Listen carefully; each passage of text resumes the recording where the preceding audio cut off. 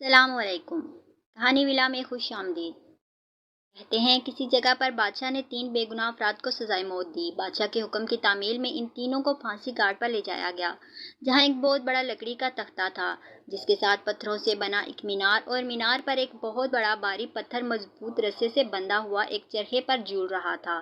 رسے کو ایک طرف سے کھینچ کر جب چھوڑا جاتا تھا تو دوسری طرف بندھا ہوا پتھر زور سے نیچے گرتا اور نیچے آنے والی کسی بھی چیز کو کچل کر رکھ دیتا تھا۔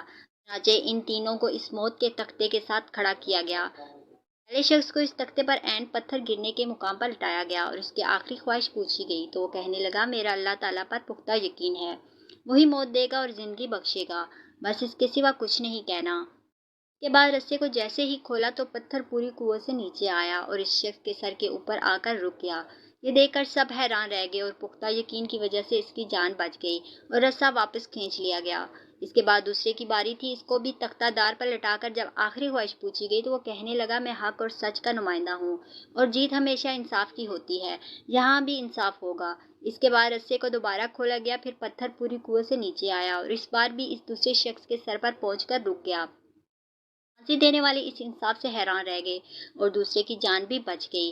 اس کے بعد تیسرے کی باری تھی۔ اسے جب تختے پر لٹا کر آخری خواہش کا پوچھا گیا تو وہ کہنے لگا، پہلے کو نہ ہی اللہ پر یقین نے بچایا اور نہ ہی دوسرے کو اس کے حق و انصاف کے نمائندہ ہونے نے۔ دراصل میں نے غور کیا، دیکھا ہے کہ اس رسے پر ایک جگہ گانٹ ہے جو چرخی کے اوپر گھومنے میں رکاوٹ کی وجہ بنتی ہے، جس سے رسہ پورا کھلتا نہیں اور پتھر پورا نیچے نہیں گرتا۔ تیسرے کی بات سن کر سب نے رسے کو غور سے دیکھا تو وہاں واقعی گانٹ تھی۔ انہوں نے جب وہ گانٹ کھول کر رسہ آزاد کیا تو پھر پوری قوت سے نیچے گرا اور تیسرے کا سر کچل کر رکھ دیا۔ حکایت کا نتیجہ، بعض اوقات بہت کچھ جانتے ہوئے بھی منہ بند رکھنا حکمت میں شمار ہوتا ہے۔ اگر ویڈیو اچھی لگے تو چینل کو سبسکرائب کر دیجیے گا۔ اللہ حافظ۔